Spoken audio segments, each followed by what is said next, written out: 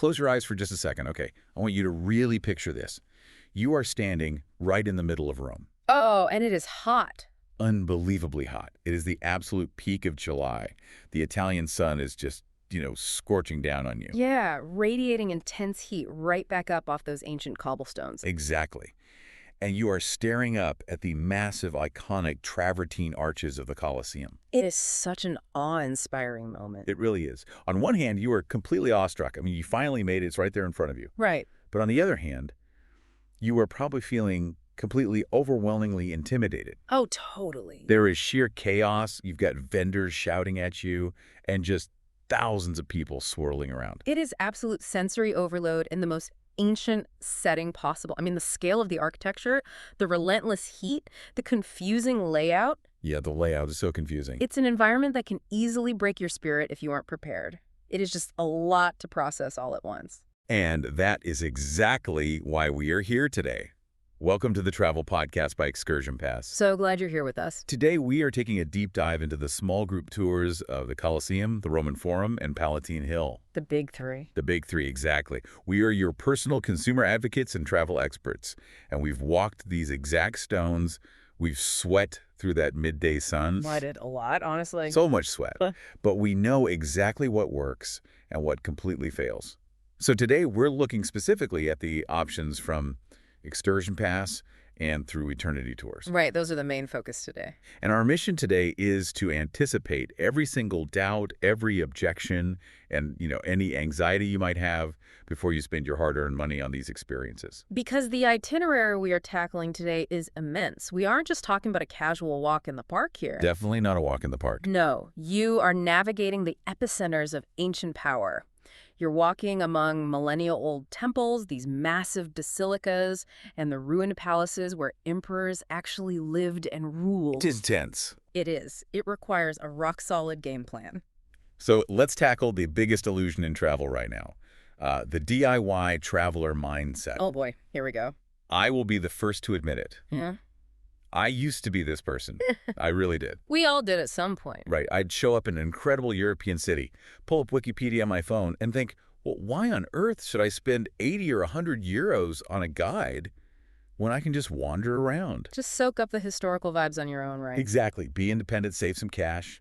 And I actually tried that in the Roman Forum once. How did that go for you? Honestly.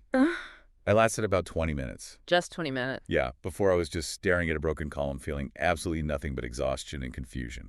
It is the ultimate tourist trap. And it happens because people fundamentally misunderstand what the Roman Forum actually is. Right.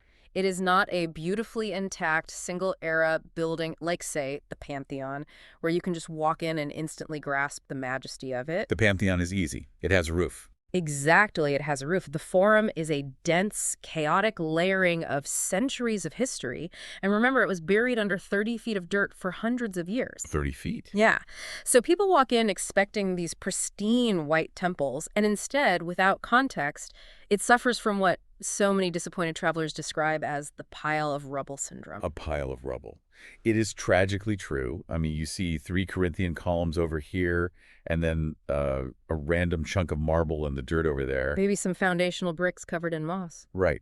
And your brain just cannot put it all together into a coherent picture. Exactly. And that is precisely where the magic of a phenomenal guide changes the entire landscape. Oh, absolutely. We know an incredible guide named Marta who is an absolute master at this. Marta is a legend. She really is. Because she doesn't just point at the stones and monotonously recite dates. That's boring. Nobody wants a walking textbook. No. She physically positions her group in the dust at these very specific vantage points. And then she pulls out these detailed, meticulously researched visual illustrations. Oh, the overlays. Yes, and she overlays the architectural peak of the Roman Empire right onto the ruins in front of you. She literally builds it in your mind. She does. She explains how the Basilica of Maxentius, which, today just looks like 3 giant empty arches. Massive arches, but empty. Right. She explains how it was once the largest building in the Forum, glittering with bronze and marble. Wow. And she even explains how its massive vaulted ceilings actually inspired the architects who built St. Peter's Basilica centuries later.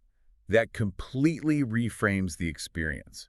Because without that expert context, walking through the Roman Forum is basically like watching an incredibly complex 3-hour epic historical movie, Okay, I like this analogy. but with the sound completely muted and absolutely no subtitle. Oh, that is perfect, yes. You see the action, the sets are huge, people are running around, but you have zero clue what the plot is or why anyone is doing anything. That is a brilliant way to put it. You are completely missing the narrative arc of Western civilization. And it's not just about reconstructing the buildings visually, it's about providing the deep social and political context. It's a human element. Right.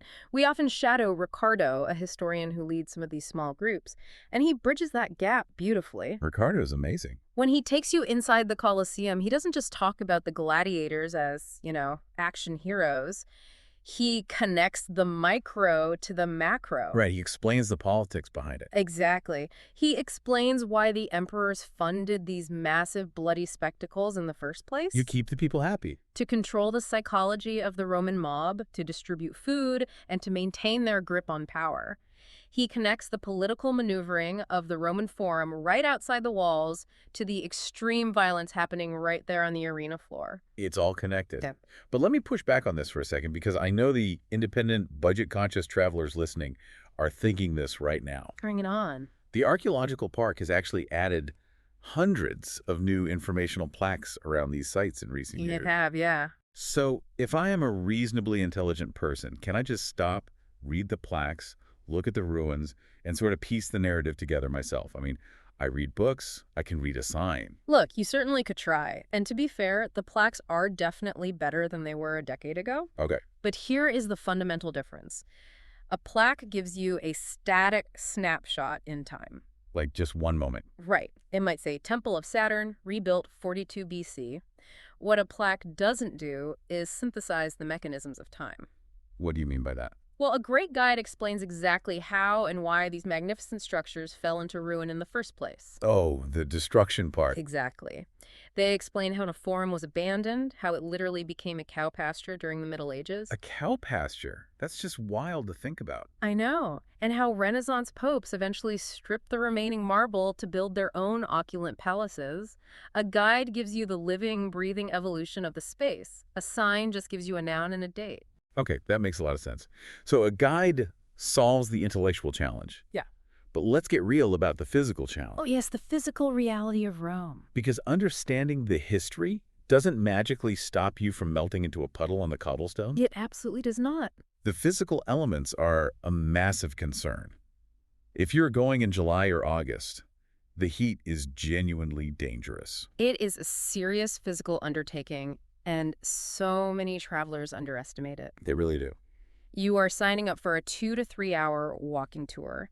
You are navigating incredibly steep, uneven, ancient staircases. Oh, those stairs. And those original Roman stones, the Sampitrini, they are absolutely brutal on your ankles, your joints, and your lower back. You feel it the next day, for sure. You do. And before you even get inside to see the history, you have to survive 2 entirely separate, highly chaotic security checkpoints. Right. This isn't an air-conditioned art museum with smooth carpets. You are out in the elements. Totally exposed. But I want to talk about how these specific small groups, which max out at about 10 to 13 people, actually mitigate that physical pain. It makes a huge difference. Because we've all seen those massive 40-person bus tours, right? Yeah.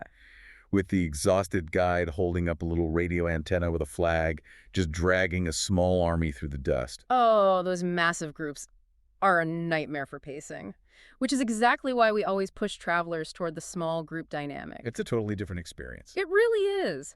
The mechanics of a small group change everything about your physical survival. With only 10 or 12 people, a guide can dynamically read the room. They can pivot. Exactly. Let me give you a real-world example from a colleague of ours, Rocco. Oh, Rocco is an absolute legend in the Forum. He truly is. So on one of the most blistering, humid days last summer, he noticed 2 people in his group starting to go pale. Oh, no. Yeah, classic early warning signs of heat exhaustion. Now, a big group guide on a tight schedule would probably just keep marching and hope for the best. Because they have 38 other people to worry about. Right. But Rocco seamlessly pivoted the entire tour. He expertly navigated his small group out of the direct sun, found a cool shadow cast by the Arch of Titus, and just turned it into an impromptu storytelling masterclass right there in the shade. That's amazing. He let them recover without making it a big deal. Exactly. He let them rest safely, and he cracked a few well-timed jokes to keep the mood up so nobody felt embarrassed about holding the group back. That isn't just tour guiding. That is literal crisis management. It's like having a history professor and a first responder rolled into one person. Seriously. And beyond the heat, there is the sheer navigational anxiety. The Forum can feel like a terrifying labyrinth when there are thousands of tourists packed shoulder to shoulder. It's so easy to get separated. It really is.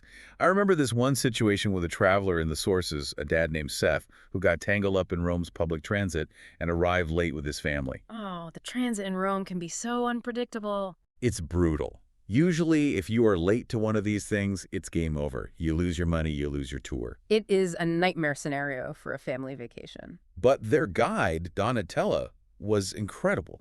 She actually managed to coordinate with them over the phone, guided them past the worst bottlenecks at the entrance, and successfully intercepted them right in the middle of the crowded Forum. Without disrupting the experience for the rest of the group. Exact. That level of logistical support is just invaluable when you are stressed out in a foreign country. And to that point, the absolute best pro tip we can give anyone trying to beat the physical elements. I'll say it loud for the people in the back. Secure the very first time slot of the day. There are departures around 9:45 a.m. and sometimes even earlier, depending on the season. Beat the sun at all costs. You have to get there before the midday heat bakes the travertine stones, because those ancient rocks essentially act like giant radiators by 2 in the afternoon. They just hold the heat and blast it back at you. Yep. And obviously, bring a refillable water bottle. But back to your point about the small groups, it just means less mucking around and more personal attention. Right. You aren't wasting 20 minutes just waiting for 40 people to use the restroom. Right. You move efficiently. Efficiently, yes. But, okay, here is the massive elephant in the room. Uh-oh. What is it? Well, we've established that the guide is the ultimate key to both understanding the history and physically surviving the site. Absolutely. Which means you are placing a massive, high-stakes bet on the personality of a total stranger. Oh, I see where you're going with this. You are basically committing to a 3-hour blind date. Let's talk about guide roulette. Guide roulette. It is a very real gamble. You are handing over a precious morning of your hard-earned vacation. Right. Now, the baseline quality for the tours we are analyzing today is exceptionally high. You have folks like Santi, who is described in the reviews as a walking encyclopedia. Love that. Or Laura Z, whose passion is so deeply personal it just brings history to life. And Paolo, who is an actual archaeologist and an incredibly immersive storyteller. Okay, but we promised our listeners the unfiltered reality today. Okay. We anticipate the doubts. We do. And we have to talk about one of the most bizarre situations we've ever seen happen on one of these tours. Oh man, you're bringing this up. I have to. It is an extreme outlier, sure, but it perfectly highlights how utterly unpredictable human interaction can be. You're talking about the Daniela anomaly. I am absolutely talking about Daniela. Yeah. Imagine paying a premium for a deeply moving guided tour of the cradle of Western civilization. Okay. And instead, you get trapped in a highly antagonistic, incredibly uncomfortable stand-up comedy routine. It is one of those stories you wouldn't believe if it wasn't thoroughly documented in the reviews. It's insane. This specific guide literally stopped her group in front of classical Roman statues, completely ignored the historical and artistic context, and just started ranting that, quote, women don't look like that after having babies. Which is just what... I know. And she didn't just say it once. She kept bringing it up throughout the tour. Multiple times. And then, and this is the part that truly blows my mind. The poke thing. Yes. She goes off on this massive, nonsensical tangent about her personal disappointment that the current pope is American. Right. In the middle of ancient Rome. She told this long, completely irrelevant story about exactly where she was when she heard the news on the television, completely derailing the actual history of the Roman Empire. It is highly unprofessional. But honestly, the worst part was how she interacted with the children on the tour. Oh, that made my blood boil. The kids were actually engaged. They were trying to read the historical plaques in one of the crypts, and she got visibly annoyed by it. Annoyed the kids were reading. Yeah, she snapped at the parents, claiming she knew the kids weren't actually interested in learning anything. Okay, if I'm a parent and my teenager is finally looking at something other than their phone, and the guide shuts them down, I am fuming. It's unacceptable. I am demanding a refund right there on the Palatine Hill. Which brings me to the critical question. How do you protect yourself? Exactly. If I find myself stuck on a blind date with a rogue guide who wants to complain about statues and the Pope instead of talking about gladiators, what is my safety net? Uh-huh. How do travelers protect themselves from guide roulette? Well, this is exactly why we always warn against booking tours through shady third-party street vendors hanging around the metro stations. Do not buy tickets from guys with umbrellas outside the train station. Never. You have to look at the fine print and the operator's cancellation policies. Right. The standard for reputable companies like ExcursionPass and Through Eternity is a full refund if canceled up to 24 hours before the experience starts in the local time zone. So that gives you some pre-trip flexibility. Exactly. But if you are already on the tour and it goes completely sideways, you can't exactly hit a cancel button in real life. True. But the protection comes from booking with operators that have deep accountability and rely heavily on their aggregate ratings. Because they care about their reputation. Exactly. If we zoom out and look at the actual data, the rogue guide situation is a huge statistical anomaly. Right. Take the Through Eternity tour, for instance. Over 96% of travelers rate their experience as 4 or 5 stars. 96% is huge. When 96% out of thousands of people are calling a product life-changing, it means the operators are heavily vetting and training these guides. The bizarre experience is hilarious to talk about on a podcast, but it is extremely rare in practice. Okay, that makes me feel a lot better. The odds are vastly in our favor. So now that we know what it actually feels like to be on the tour, the heat, the history, the weird personalities, let's get into the actual wallets and logistics. Let's talk money. How do you choose and book the right ticket for your specific travel style? Because the days of just walking up to a booth and buying a piece of paper to enter the Colosseum are long, long gone. Oh, completely gone. It is a highly segmented, really complicated market now. It really is. Today, we are contrasting two very distinct strategies based on the sources. Right. Let's start with the ExcursionPass option. Okay, lay it on me. This is currently priced around 89 euros for adults and 79 euros for children. And the strategy here is what we call the 2-hour hybrid experience. Explain the hybrid. How does that actually flow on the ground? So you start by getting the high-intensity guided experience, exactly where you need it most, inside the Colosseum itself. Okay, so you get the expert for the really complicated part. Exactly. Your guide handles the complex logistics of entry. They set the scene on the arena floor, explain the mechanics of the gladiatorial games, and cover all the imperial history. Got it. But once that specific guided portion concludes, the formal tour ends. So they just leave you. Well, your ticket includes access to the Roman Forum and Palatine Hill. So you simply cross over the street and wander those archaeological areas completely at your own pace. Okay, so you get the intense historical download for the main event, but then you get an escape hatch to be a free-range tourist for the rest of it. Exactly. It's a great balance. Contrast that with the Through Eternity option for me. The Through Eternity path is a comprehensive premium package. It starts around $173. So it's definitely a jump in price. It is. But this is a full 3-hour, entirely guided deep dive across all 3 sites. You never leave the guide. Okay. And crucially, they provide high-quality radio headsets for groups of 6 or more. Oh, which is a massive benefit. Yeah. If I want to hang back 10 feet to take a photo of the Arch of Constantine, I don't miss a single word the guide is saying. Precisely. You aren't straining to hear them over the crowds. Yeah. Now, before we weigh the psychology of these options, we have to lay down some critical logistical rules. Oh, yes, please. Because people mess this up every single day and completely ruin their vacations. It's so sad to see. First, neither of these standard tours we just outlined gives you access to the Colosseum underground, the actual arena floor, or the 3rd tier. Right. Those are totally different things. Yes, those areas require highly restricted, specialized tickets that sell out months in advance. Good to know. Set the expectations correctly. Exactly. And the second rule is arguably the most important thing we will say today. Listen up, folks. The name on your booking must exactly match your passport or government-issued ID. They actually check at the door. Oh, it is completely non-negotiable. And the reason why this strict rule exists is actually fascinating. This is about the scalping, right? Yes. For years, massive scalping rings and automated bots were buying up every single Colosseum ticket at face value the exact second they dropped online. It was like trying to get Taylor Swift tickets. Literally. They would hoard them and then resell them for exorbitant $100 markups on the black market to desperate tourists. Which is just awful for regular families trying to plan a trip. It was a huge problem. So, to crush this illegal industry, the archaeological park instituted strict airline-style security measures. Wow. So you cannot just swap tickets with your cousin at the last minute because someone woke up with a stomach bug. Absolutely not. If your ID does not perfectly match the name on the ticket, you will be denied entry at the gate. No exceptions, no refunds. End of story. Okay. Rules established. Passports match the tickets. Yeah. Let's talk traveler psychology for a second. Let's do it. Say I am traveling with a couple of teenagers. Okay. Tough crowd. Very tough crowd. Teens are notoriously prone to what we call history fatigue. They get bored, their feet hurt, they just want gelato. I get it. I want gelato too. Right. So, is it better to drop the $173 per person on the 3-hour fully guided deep dive to try and force them to stay engaged?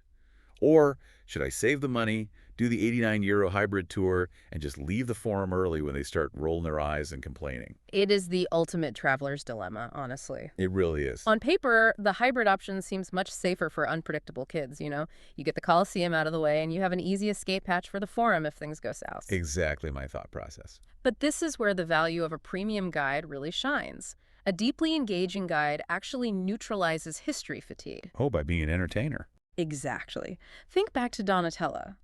She is famous for reading the room. When she sees tweens glazing over, she leans into the gory, fascinating, bizarre stories of gladiatorial combat and eccentric emperors. She gives them the drama. Yes. She knows exactly how to pace the narrative so the kids are actually hanging on her every word. That's a rare skill. It is. For many families, that 3-hour premium option is actually the better investment because you are essentially outsourcing the parenting and entertainment to a professional for the entire morning. That is such a smart way to look at it. You are paying for the history, yes, but you are also paying for a crowd navigator, a shade finder, an entertainer, and a pacing expert. Precisely. It is an investment in your sanity. All right, we have covered a massive amount of ground today. We've walked through the dust, we've survived the scorching sun, and we've bypassed the ticket scalpers. We made it out alive. Let's do a quick wrap-up.